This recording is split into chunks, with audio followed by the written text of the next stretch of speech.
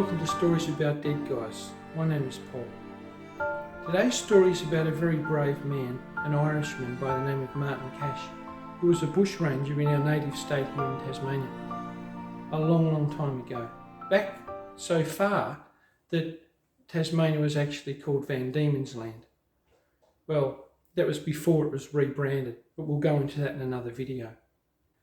If you're a fan of Australian or even Tasmanian convicts, no doubt you've heard of him.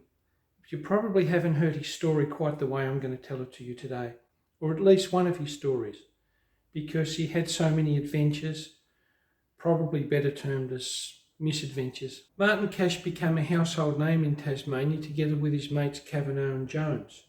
He was known as a gentleman bushranger because he was kind to women and children and old people, but pretty much everyone else was fair game if you ticked him off. And he was one of the only, possibly the only bushranger in Australia to die in his own bed of old age, plus a couple of other things related to alcohol. The location is the Port Arthur Peninsula.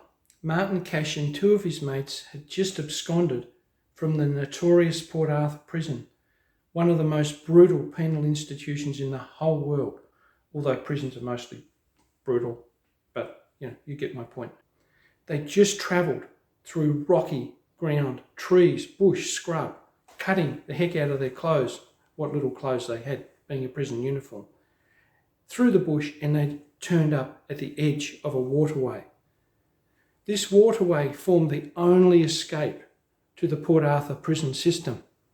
Now, their legendary commandant, Charles O'Hara Booth, had bragged to all the inmates and his mates that they couldn't escape from Port Arthur. He held the key in his back pocket, and there was no way they were going to get it. They stood at the edge of an abyss, the only land bridge which separated this prison from the rest of the world. Indeed, that's why the prison was there, because it was isolated. Prisoners couldn't escape. And apparently, the water was full of man-eating sharks. That's what they told the prisoners anyway. That formed a natural barrier to prevent anyone from escaping. In those times, the neck, or the land bridge, was stationed by redcoats and pretty angry guard dogs. Vicious, blood-curdling sounds came from these dogs. They had massive fangs, and legend was the saliva used to drip off them because they used to anticipate convicts coming through and attacking them. Well, they may have sometimes been under the influence of rum, and whether they were that night that Martin Cash escaped, we don't know. The redcoats, I mean, not the dogs. Yeah, redcoats did have a reputation in Australia, a little thing called the rum trade. But anyway, the redcoats stood by, they had a guard station.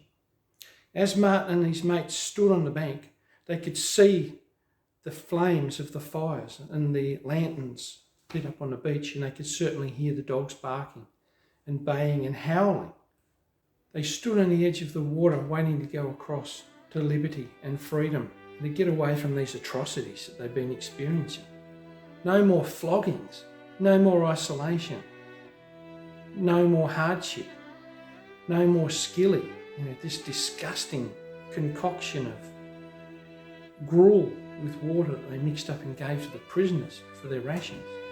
These men were destined to find liberty and freedom, so with boots and clothes bundled across their chests, they slipped into the inky water and slowly made their way across. Quietly, they glided across the river, hoping not to be spotted, hoping the dogs wouldn't smell them. Were they upwind or downwind? Where were the dogs? They could see the glow of the fires, they could hear them, but the water muffled out the sounds through their ears. When they reached the other side, they must have breathed a big sigh of elation, because they were finally free. They hadn't been spotted, the dogs hadn't noticed them, and that was pretty rare. They were naked, however, because they'd all lost their bundles on the way. Possessions they brought across with them were now at the bottom of the waterway, irretrievable. Martin Cash and his mates set forth into the bush naked, robbing a roadhouse to find clothes. And from then on, they roamed around southern Tasmania, causing a lot of mischief for a lot of people, and were a really bad thorn in the side for authorities, because they couldn't catch them.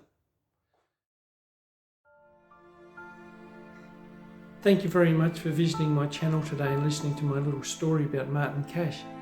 If you'd like to encourage and support me to make other videos regarding Australian history, mysteries, curious things, wonderful things, interesting things, old things, stories about dead guys, then please let me know in the comments below. Until I see you next time, thanks again, stay safe, and see you again soon.